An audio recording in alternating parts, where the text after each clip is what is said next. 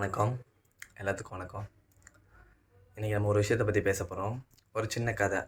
அந்த கதையில் பார்த்துக்கோங்க. ஒரு கணவனுக்கு மனைவிக்கும் ஒரு சின்ன மிஸ் அண்டர்ஸ்டாண்டிங் வருது. அதனால் ஒரு பிரச்சனை அப்படின்னு இருக்கும்போது கணவன் சொல்கிறான் மனைவிக்கிட்ட, நான் இல்லாமல் இந்த குழந்தை உனக்கு எப்படி வந்துச்சு, என்னைய காட்டின உனக்கு உரிமை இருக்கா அப்படின்னு கேட்குறான். அதுக்கு அந்த மனைவி சொல்கிறாங்க, என்ன சொல்கிறாங்க தெரியுமா, உங்களுக்கு இவன் எப்போத்துலேருந்து தெரியும், நீங்கள் முத நாள் கையில் அவனை தூக்கும் போதுலேருந்து தெரியுமா, அப்புறம் தானே உங்களுக்கு அவனுக்கு அந்த ரிலேஷன்ஷிப் அப்பா பையன். ஆனால் எனக்கு அப்படி இல்லை. அவன் என் வயிற்றில் கருவாக இருக்கும் போதே என்கிட்ட பேசினான், என் மனம் அவன்கிட்ட பேசிச்சு. நானும் அவனும் அப்பத்துலேருந்து ரிலேஷன்ஷிப். அவன் என் வயிற்றில் ஒட்டி உதச்சான், ஆனால் எனக்கு வலிக்கலை. என்ன தெரியுமாச்சு, அவன் என் வயிற்றில் எட்டி உதைக்கும் போது அவன் கால் தொடம் என் தசையில் கொஞ்சோண்டு தெரியும். அது எனக்கு ஃபீல் ஆச்சு. எனக்கு அந்த உணர்வு தான் தெரிஞ்சிச்சு.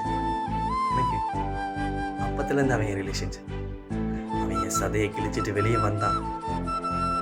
என் சதையை கிழிச்சிட்டு என் எலும்பு உடைச்சிட்டு வெளியே வந்தான். அப்போ கூட அவன் மேலே எனக்கு கோபம் வரல. என் உயிர் தனியாக பிரிஞ்சு இன்னொரு உயிராக நாங்கள் 2 பேருமே மீண்டு வந்தோம். உங்களுக்காக நீங்கள் அப்படி சொல்லலாமா அப்படின்னு ஒரு வார்த்தை சொன்னேன். அதுக்கு அந்த கணவன் சொல்கிறான், சரிம்மா நான் ஒரு கோவத்தில் பேசிட்டேன் அப்படின்ட்டு.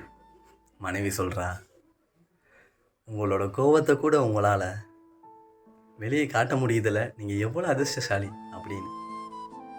ஆனால் நாங்கள் கோபம், அழுக, சிரிப்பு, துக்கம், துயரம் எல்லாத்தையுமே எங்களுக்கு நாங்களே சொல்லிக்கிறோம். கேட்குறா, நான் ஒரு வார்த்தை சொல்லிக்கட்டுமாங்க அப்படின்னு. கணவன் சொல்கிறான், சொல்லுமா அப்படின்னு. மனைவி சொல்கிறா, பெண்மை என்று சொல்லுறேங்க, பெருமை நானும் கொள்ளுறேங்க, தாய்மை என்று நிற்கிறேங்க, தலை நிமிர்ந்து வாழுவேங்க அப்படின்னு சொல்கிறாங்க. கணவன் பார்த்துட்டு, நான் சொல்லணும்னு நினைக்கிறது நீயும் சொல்லிட்டமா அப்படின்னு சொல்கிறாங்க. அதுக்காண்டி என் பிள்ளை நான் சொல்ல வரல, நீங்கள் இல்லாமல் அவன் இல்லை, நம்ம பிள்ளைன்னு சொல்லுவோங்க அப்படின்ட்டு அந்த மனைவி சொல்கிறா. கணவன், இனிமேல் நானும் ஆணாதிக்கோன்னு ஒன்றுக்குள்ளே நான் சிக்க மாட்டேமா அப்படின்னு சொல்கிறாங்க. என்றைக்குமே பெண்களுக்கு சம உரிமை கொடுக்கணும் அப்படின்ட்டு அந்த ஆம்பளையால், அதாவது அந்த கணவன் அவரே சொல்கிறாரு அந்த மனைவி கிட்ட. அந்த மனைவி சிரிச்ச முகத்தோட கணவனை கட்டி அணைக்கிறாங்க. பாரதியார் சொல்லிட்டு போயிட்டாரு, புதுமை பெண்கள் அப்படின்ட்டு.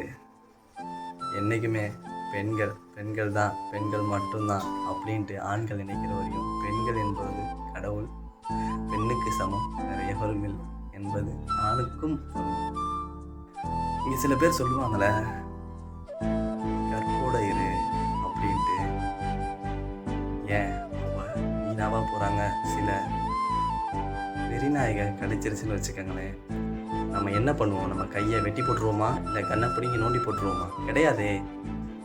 மறுபடியும் போய் ஆஸ்பத்திரியில் அதுக்கேற்ற மருந்து எடுத்துக்கிட்டு வாழ்வோம்ல, அதை கொஞ்சம் யோசிச்சு பாருங்கள் அப்படின்ட்டு இந்த கவிஞன் சொல்கிறேன். எல்லாத்துக்கும் எல்லா தடவையும் எல்லா முறையும் சொல்கிறேன். நன்றி. இனிய மகளிர் தின நல்வாழ்த்துக்கள். உங்கள் தம்பியாகி நான் சொல்கிறேன். பெண்ணின் அங்கத்தையும் அழகையும் மட்டும் பார்க்காமல் அவளது அன்பையும் பாசத்தையும் சேர்த்து பார்ப்பவனே சிறந்த ஆண்மகனாகிறான்.